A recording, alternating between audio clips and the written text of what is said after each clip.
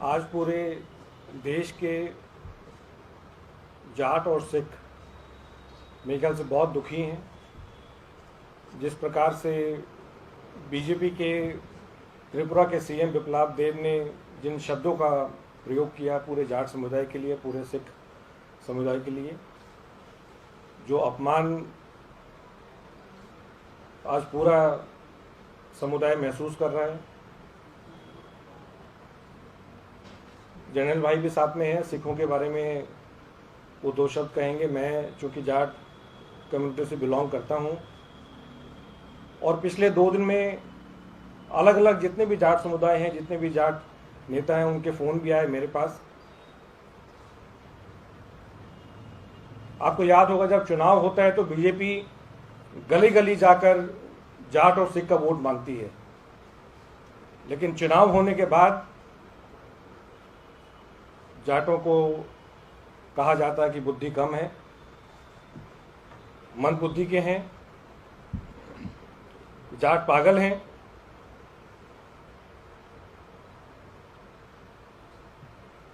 और आज भी इन शब्दों का यूज करने के बाद भी विप्लव देव सीएम है।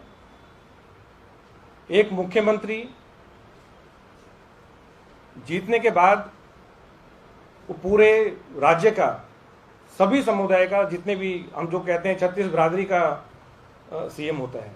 और एक अगर किसी पार्टी की सोच इस प्रकार की है तो आप समझ सकते हैं कि किस प्रकार का वो न्याय जनता के साथ करेंगे। जाटों के इतिहास के बारे में अगर मैं 2 शब्द कहूं तो आज़ादी से पहले छोटू राम, जिनको सर का टाइटल दिया गया था, क्या वो भी मंद बुद्धि के थे? जिन्होंने गरीबों के लिए लड़ाई लड़ी, जिन्होंने किसानों के लिए लड़ाई लड़ी और वो रेवेन्यू मिनिस्टर भी थे, क्या वो भी मंद बुद्धि के थे? मैं बीजेपी से पूछ रहा हूं आज, और बीजेपी के हर एक नेता से और जितने भी सीनियर नेता हैं उनसे ये पूछना चाहता हूं, क्या सर छोटू राम मंद बुद्धि के थे? वो भी जाट थे। क्या चौधरी देवीलाल जी जो डिप्टी प्राइम मिनिस्टर थे, क्या वो भी मंद बुद्धि के थे? क्या चौधरी चरण सिंह जी जो जाट थे,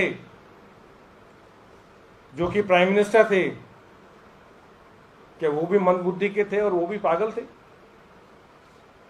तो मैं ये बीजेपी से पूछना चाहता हूं कि बीजेपी की सोच क्या है, किस प्रकार की सोच बीजेपी रखती है।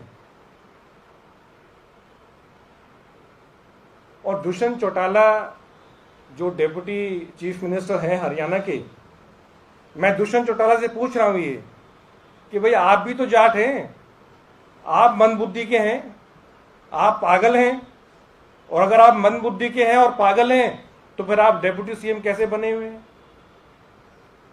और दुष्यंत चौटाला जी को मैं ये कहना चाहता हूं कि अगर आप मंद बुद्धि के नहीं हैं और अगर आप पागल नहीं हैं तो फिर विप्लव देव का इस्तीफा मांगे। और पूरी आम आदमी पार्टी विप्लव देव का इस्तीफा मांग रही है कि अगर किसी पार्टी की, अगर किसी सीएम की अगर ये सोच है तो फिर उनको सीएम रहने का अधिकार नहीं है। तो हम ये विप्लव देव का, त्रिपुरा के जो सीएम है, उनका इस्तीफा मांग रहे हैं, क्योंकि मैं समझता हूं अगर किसी सीएम की अगर ऐसी सोच है तो उनको सीएम होने का कोई अधिकार नहीं है। और जितनी भी सीनियर लीडरशिप है बीजेपी की, मैं उनसे ही पूछना चाहता हूं कि आपने क्या एक्शन लिया अभी तक विप्लव देव के अगेंस्ट? क्या कोई नोटिस दिया? क्या उनसे कोई जवाब मांगा? और अगर नहीं मांगा और अगर कुछ उनके अगेंस्ट एक्शन नहीं लेना चाहते तो हम यही सोचेंगे कि ये इतनी घटिया सोच, इतनी नीची सोच ये बीजेपी की है। और जब चुनाव खत्म होने के बाद अगर किसी भी समुदाय के बारे में जाट समाज के बारे में अगर ऐसी सोच रखते हैं तो ये वाकई में दुर्भाग्यपूर्ण है। लेकिन मैं एक चीज़ बड़ा क्लियर कर देना चाहता हूँ कि अगर जाटों का इस प्रकार अपमान होगा तो जाट चुप नहीं बैठेंगे और ये अपमान नहीं सहेंगे। मैं जर्नैल भाई से अनुरोध करूँगा कि सिख समुदाय के बारे में वो अपने 2 शब्द रखें।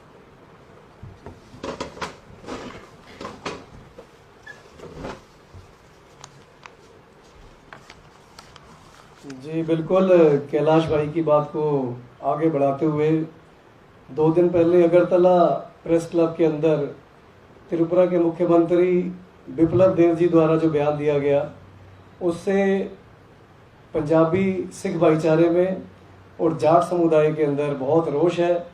दोनों का ये मानना है कि इससे हमारे आत्मसम्मान को बहुत ठेस पहुंची है।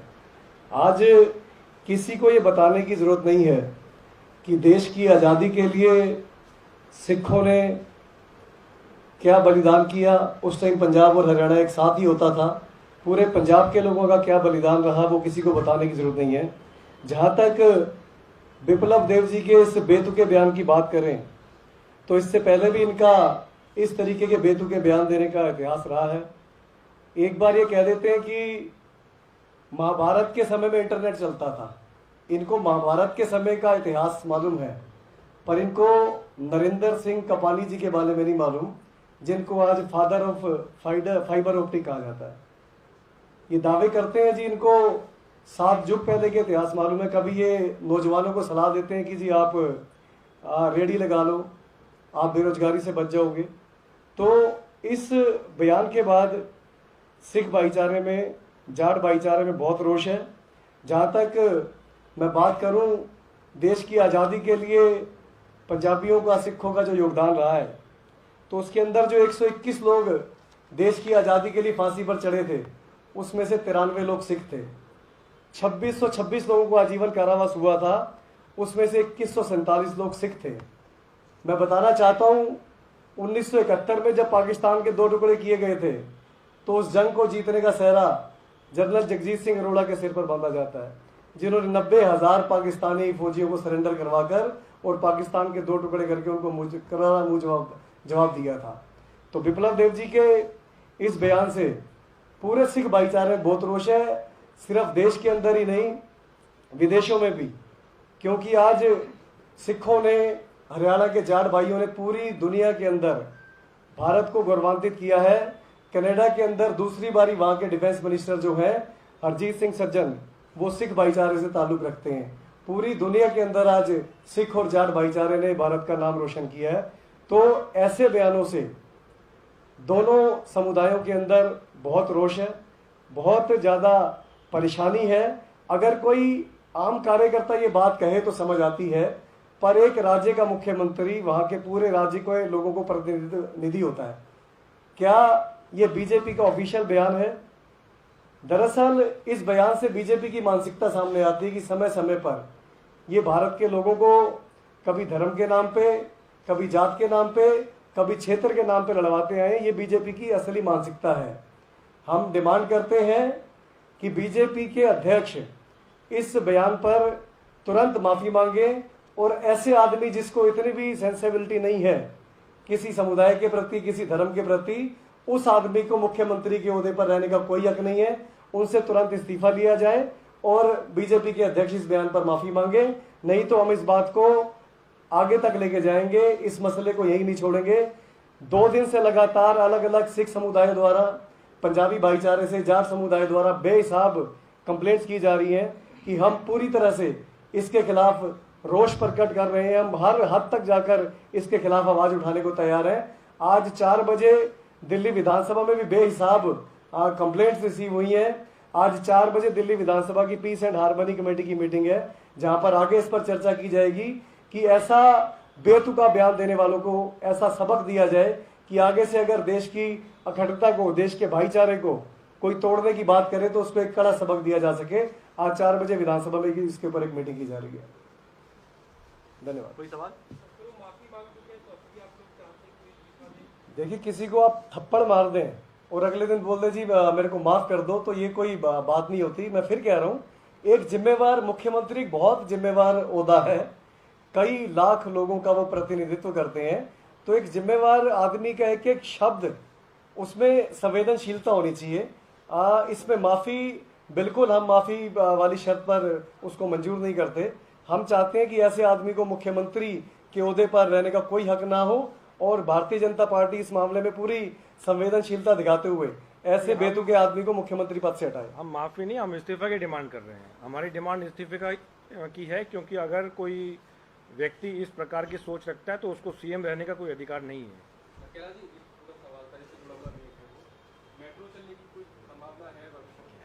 हम यहाँ जाटों और सिखों की बात कर रहे हैं, मेट्रो की बात नहीं कर रहे। Thank you.